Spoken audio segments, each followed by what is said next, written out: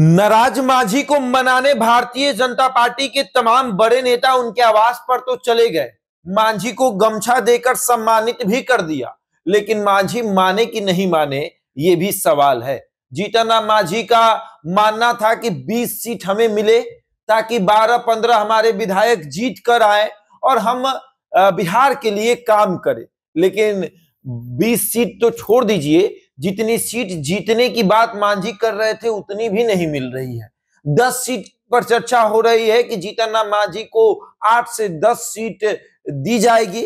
ये इसलिए क्योंकि पिछली बार जीतन राम मांझी जो है वो 7 सीटों पर चुनाव लड़े थे, तो इस बार उनको 8 से 10 सीटें दी जाएंगी। और साथ ही साथ ये भी कहा गया है नोट करते हुए कि देखिए, हम आपको 8 से 10 सीटें देंगे, लेकिन परिवारवाद से दूर रहना है। मतलब कि अगर आपको 10 सीटें मिल जाएं तो इसका यह मतलब नहीं हो गया कि बहू को भी चुनाव लड़ाइए, बेटे को भी चुनाव लड़ाइए, दामाद को भी चुनाव लड़ाइए, समधन को भी चुनाव लड़ाइए और बच्चे खुचा हो तो बेटी उटी को भी चुनाव लड़ाकर निपटा दीजिए। तो ऐसा नहीं चलेगा, परिवारवाद से दूर रहना है। लेकिन फिर वही सवाल कि क्या जीतन राम मांझी मान गए हैं? क्या जीतन राम मांझी मंच से फिर ये नहीं कहेंगे कि 2 रोटी की भूख थी, एक ही रोटी हमको दिया गया और उस एक रोटी में से भी किसी ने एक बाइट खा लिया है, अब बताइए हम क्या करें?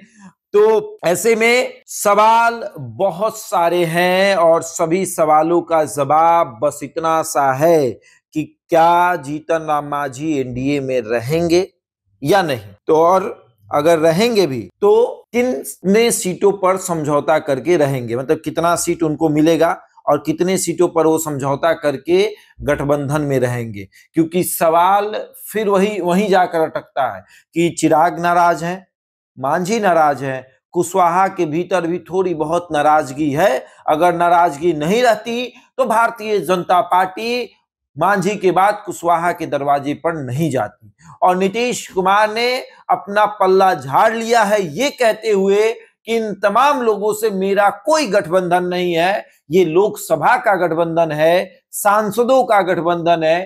तो ये आप देख लीजिए, मांझी वाले में थोड़े बहुत सीटों पर हम बात कर लेंगे, लेकिन हम अपने पाले से इस बार सीट देने वाले नहीं हैं। याद करिए 2020 जब जीतन राम मांझी को 7 सीट जेडीयू ने अपने पाले से दिया था और मुकेश सहनी की पार्टी वीआईपी को अपने पाले से बीजेपी ने 11 सीट दी थी। तो उसको लेकर काफी चर्चा हुई कि भैया किस तरीके से करना है। और अब स्थिति जो दिख रही है वो ये बता रही है कि जवाब सबको मिलेगा, समय पे मिलेगा।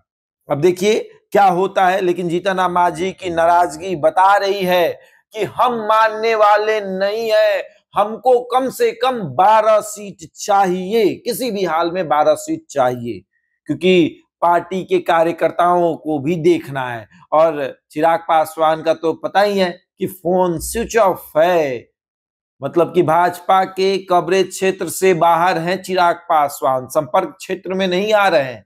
अब आगे देखिए क्या होता है, मांझी संपर्क क्षेत्र में रहेंगे या ये भी संपर्क क्षेत्र से बाहर जाएंगे, क्योंकि महागठबंधन में दलित की पूछ होने वाली है। क्योंकि वहां पर दलित का कोई बड़ा चेहरा नहीं है, पशुपति पारस हैं, लेकिन एक और चेहरा अगर आ गया तो बल्ले बल्ले हो जाएगी। तो ऐसे में मांझी की पूछ महागठबंधन में भी हो सकती है और मांझी ये देख रहे हैं कि अगर यहां नहीं हुआ तो फिर वहीं जाएंगे। आगे देखिए क्या होता है। बहरहाल इस खबर में इतना ही, बने हमारे साथ और देखते रहे द इंडिया टॉप।